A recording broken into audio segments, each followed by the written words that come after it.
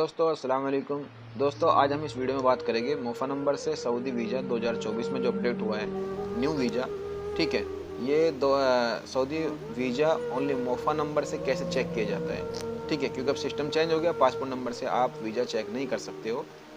वीज़े में और मोफ़े में क्या फ़र्क होता है, मैं इस वीडियो में आपको ये भी बताऊँगा। तो चलिए टाइम ना वेस्ट करते हुए शुरू करते हैं।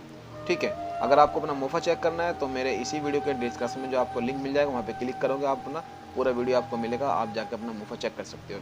तो आप जैसे इस पे क्लिक करोगे injazid.com.sa, यहाँ पे आप क्लिक करोगे, सर्च बार में सर्च करोगे, आपके सामने इंजाज की ऑफिशियल साइटें ओपन हो जाएगी। मगर यहाँ पे आपको बहुत कन्फ्यूजिंग होगी क्योंकि काफ़ी सारी साइटें हैं।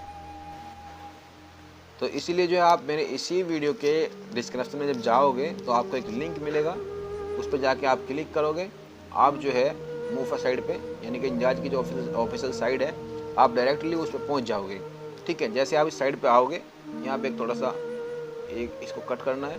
कट करने के बाद में आपको सबसे फर्स्ट में जो है दिख रहा होगा एप्लीकेशन नंबर, उसके बीच में उसके बाद में एक और एप्लीकेशन नंबर, आईडी नंबर। तो हमें सबसे फर्स्ट में जो है एप्लीकेशन नंबर, इस पे क्लिक करना है। तो हमारे पास में क्या है, वीज़ा है और हमारे पास में मोफ़ा है और पासपोर्ट नंबर है। तो सबसे नीचे हमें टिक करना है। उसके बाद में सबसे ऊपर जो एप्लीकेशन नंबर है, यहाँ पे हमें मोफ़ा नंबर डालना होगा, जो मोफ़ा नंबर है। तो हम यहाँ पे मोफ़ा नंबर डाल लेते हैं, उसके नीचे पासपोर्ट नंबर डालना होगा। ठीक है, तो हमने यहाँ पे मोफ़ा नंबर डाल लिया है। उसके बाद में आपको पासपोर्ट नंबर डालना होगा। उसके बाद में हम यहाँ पे कैप्चर डालेंगे।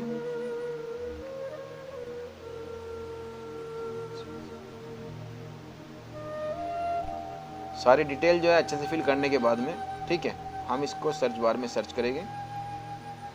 तो दोस्तों आपके सामने आपका मोफ़ा जो है ओपन हो जाएगा।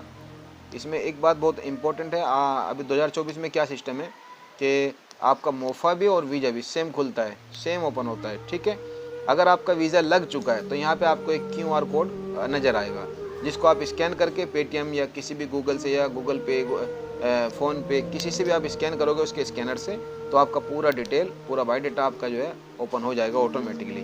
ठीक है, अगर आपका वीज़ा नहीं लगा, ओनली मोफ़ा है, तो यहाँ पे QR कोड नहीं होगा। तो ये आप समझिए, आपका अभी तक जो है सिर्फ मोफ़ा ही लगा है, वीज़ा स्टैंपिंग नहीं हुआ है। ठीक है, तो दोस्तों आज के लिए इतना ही था, मिलते हैं आज अगली वीडियो में। आज के लिए अल्लाह।